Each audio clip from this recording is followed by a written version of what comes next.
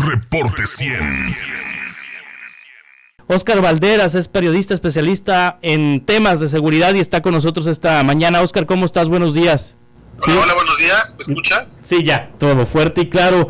Óscar, a ver, primero, Jalisco y Guanajuato, estos ataques a Oxxos, a tiendas de conveniencia, con fines de asustar, con el objetivo de asustar a la población. Después viene lo de Ciudad Juárez, en donde ahí matan a civiles.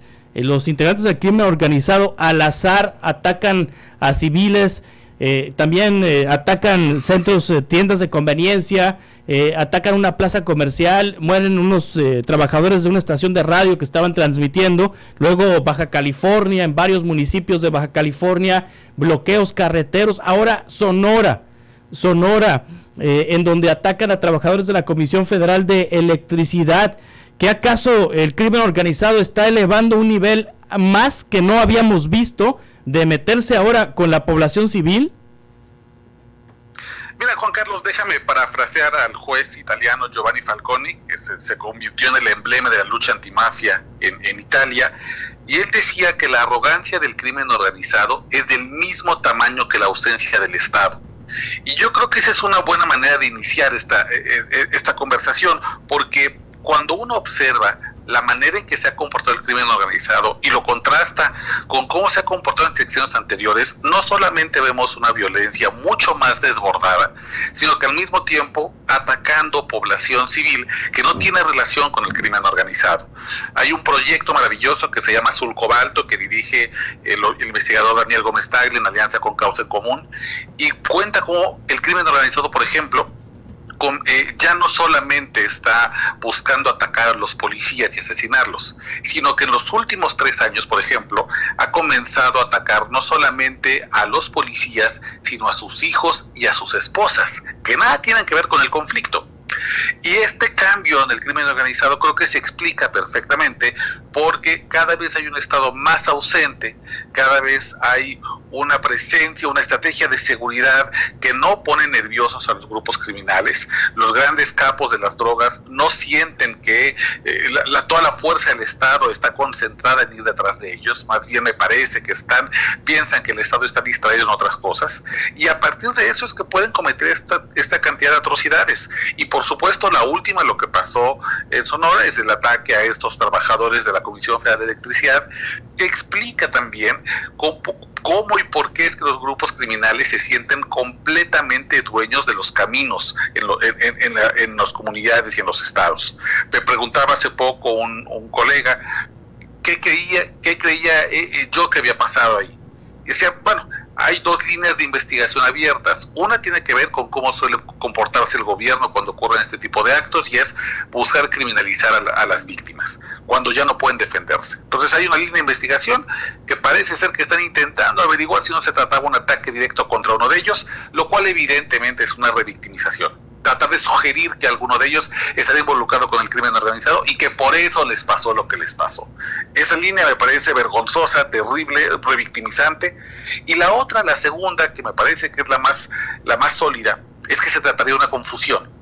Sí. Pero lamentablemente es una confusión, Juan Carlos, que es muy común que suceda dentro de varios caminos, varias carreteras, ejidos, donde los grupos criminales, únicamente por la sospecha de que personas podrán meterse a su territorio, son capaces de ponerles un alto, interrogarlos y ante la menor duda entregarlos a un grupo criminal, desaparecerlos, asesinarlos, y además con una violencia extrema, como es quemarlos, como sucedió con el tema de la Comisión Federal de Electricidad. Sí. Yo creo que cada vez vemos más la arrogancia justo del crimen organizado.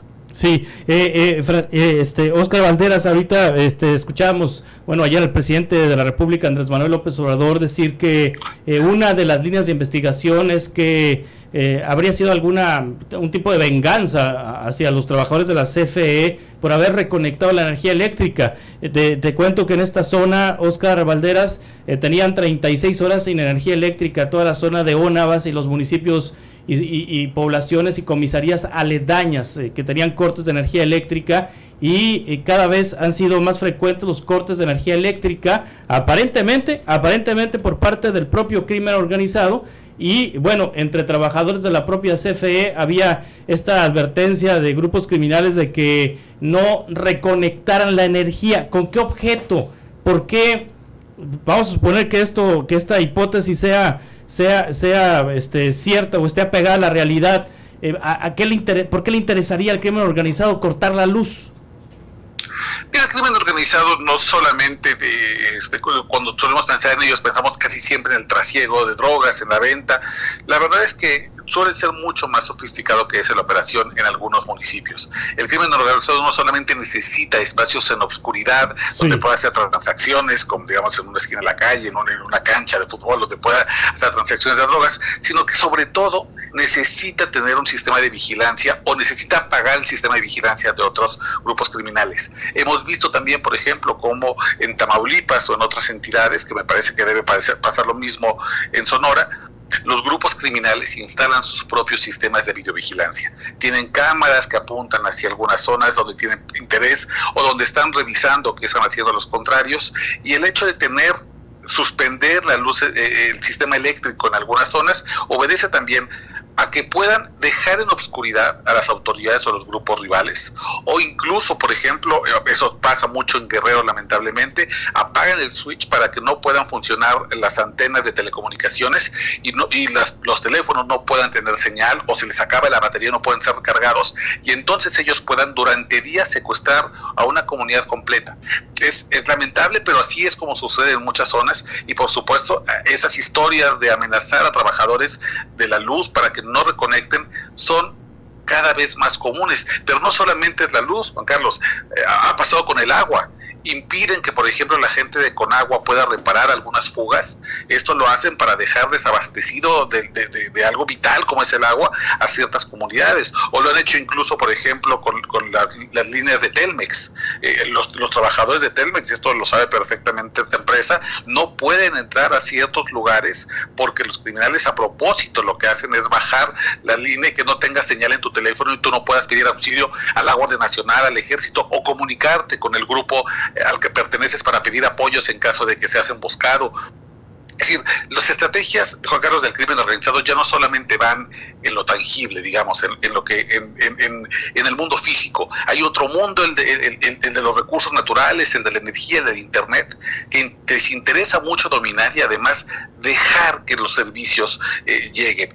Y esto evidentemente pasa también por amedrentar, por amenazar, por impedir la llegada de muchas empresas del Estado que proveen estos servicios básicos. Pero ¿sabes? Algo muy grave también, Juan Carlos, es que, por ejemplo, las empresas del Estado, como puede ser CFE, como puede ser Conagua, no tienen los protocolos de seguridad que ya han aprendido a tener distintas empresas privadas que encuentran el modo de poder hacer su trabajo a pesar de la operación del crimen y a pesar de la omisión del gobierno.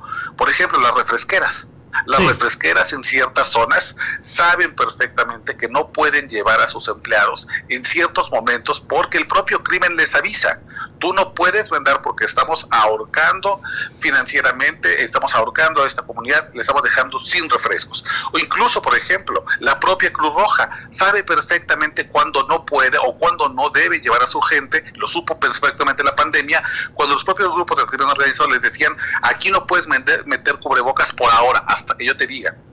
Y aunque suena horrible, han tenido que adaptarse a esta realidad ante la ineficacia del gobierno. Refresqueras, panificadoras, empresas de agua embotellada, esas empresas privadas de mucho dinero sí tienen protocolos para evitar que le pase algo malo a sus trabajadores. ¿Por qué las empresas del Estado no tienen estos mínimos protocolos, estos mínimos manuales de seguridad y protegen la vida de sus trabajadores? Es muy claro, Juan Carlos, que el riesgo era altísimo para esos 4 trabajadores que salían de esta zona tan conflictiva a la 1 de la mañana por una carretera que está en disputa entre 2 brazos armados, uno del cártel de Juárez y uno del cártel de Sinaloa, la línea de los Salazar.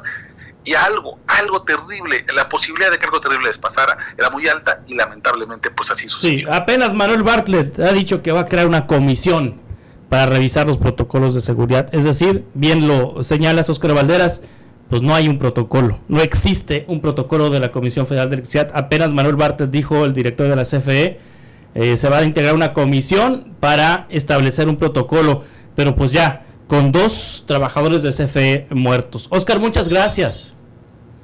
Muchas gracias, Juan Carlos, que tengan muy buen día. Gracias por tu análisis. ¿Cómo te seguimos en redes? En Twitter, @Oscar Valve. Déjame agregar rápidamente, Juan Carlos, esto que dice el director CFE, Manuel Bartlett, es lo mismo que dijeron en INEGI cuando empezaron el tema de los secuestradores secuestrados y golpeados y amenazados por el crimen organizado. No pasó nada en el INEGI, no tienen un protocolo de seguridad. Ojalá no sea el mismo caso con CFE y ellos sí hagan algo, aunque la verdad es que esperamos poco de ese protocolo. Gracias, Oscar. Un abrazo. Hasta pronto. Reporte 100.